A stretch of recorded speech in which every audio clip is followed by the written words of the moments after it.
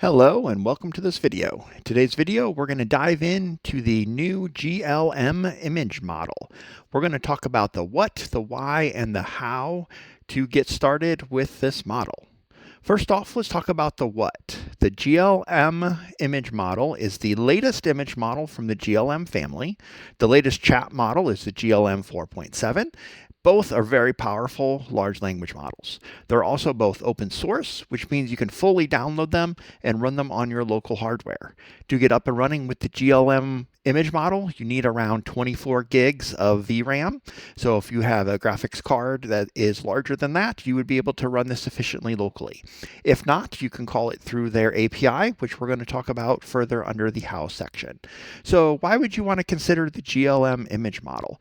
Well, first off is the cost. It comes in at a quarter of the price of Google's Imagen 4 Ultra, and we'll take a look at some images side by side, and also the ability to run this locally if you're concerned with privacy and don't want your data coming off your network. And how? Well, you can call it, as I mentioned, running it locally, or you can call the API, which they host for you, and some other third parties are going to host it as well. So let's dive into a little more detail. Let's take a look at some of these examples. Here's an example here showing two images side by side. The one on the left is the Google Gemini Imagen 4, and the one on the right is the GLM image. And you can see here it's the exact same prompt sent to each models.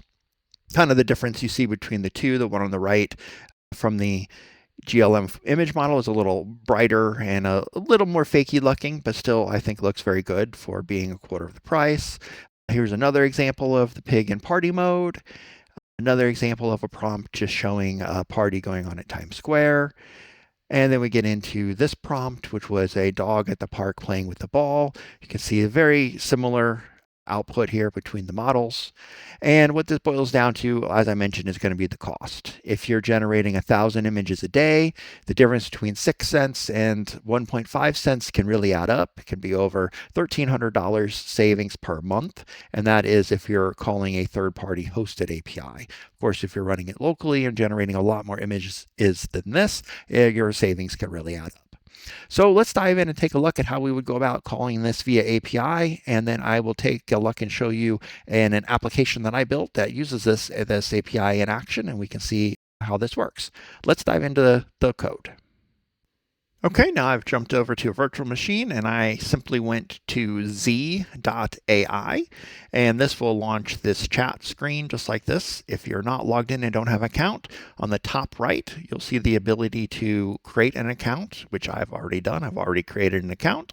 Once you have an account created, you could go ahead and use this chat model right here or use any of their tools here in this window. But what we're focused on today is this API. You come over here and click on API in the top right. And this will give you the ability to view and create your own API keys. Come over here, click on API key, again in the top right, and here's you're going to see your existing API keys.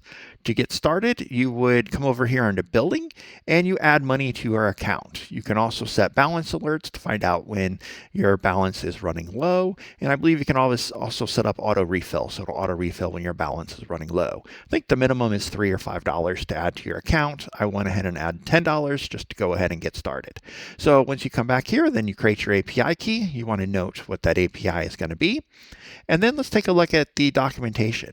So GLM Image has very good documentation compared to some of the other LLMs that I've interacted with. Their documentation is very thorough as to how to go ahead and call this API.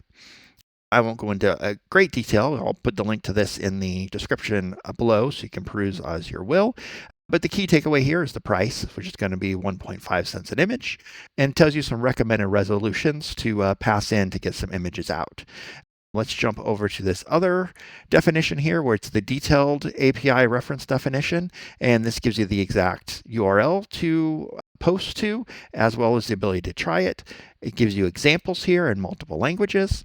And if you scroll down, it tells you the body that you want to pass in, includes the prompt, the quality, which can be standard or HD. I've tried both.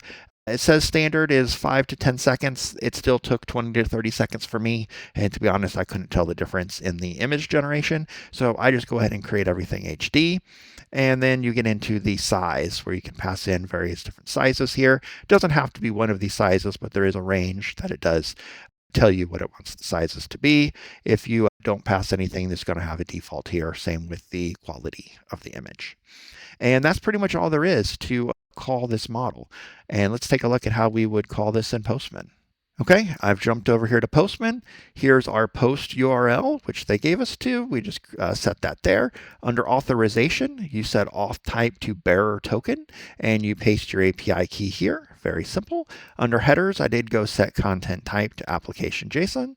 And then for the body, I'm simply passing in the model that I want to call, the prompt I want it to execute, the size that I want it to create, and I am passing in that quality and I'm setting it to HD.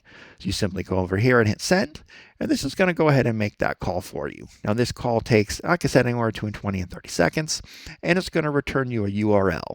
The URL is the URL to the image to download, so you then have to make another HTTP call in to download that image via HTTP.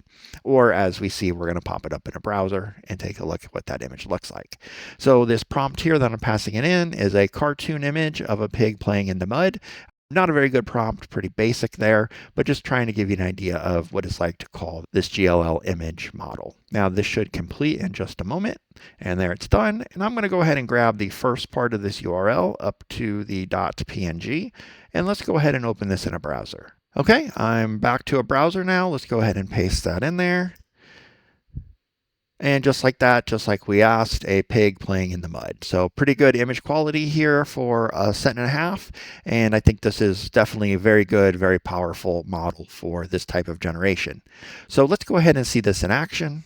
I'm going to jump over here to this application that I created, and it's just a image generation application that you could put pig played in the mud and set different aspects, ratios, and creativity, and then it just go ahead and generates both images. One is going to be the Imagen-4, which is a Google hosted model, and the other one is the GLM V3 image generation model here on the right. Just gives me a nice way to generate these images, kind of compare them side by side, and you can see the quality between the two is both very good for all of them, for both of them. But there is, a significant price difference, especially if you're doing these in quantity. And this is for the exact same prompt for both of these.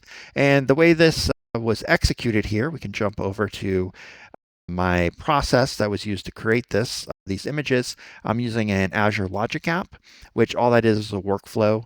And in here in the workflow, I have two branches. I won't go into Logic Apps. You can see my channel if you want more information on the Logic Apps. But it just simply comes through here, sets the size based on the selected ratio, translating the ratios to number sizes that it's requesting for its input.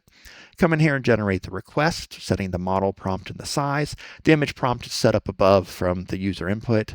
Then I simply generate the image, making an HTTP post using the tools provided here, pass in my bearer token for authentication, then hit HTTP to download the response back, and then in here I'm saving it to Azure Blob Storage, which is just a nice storage container to save that to.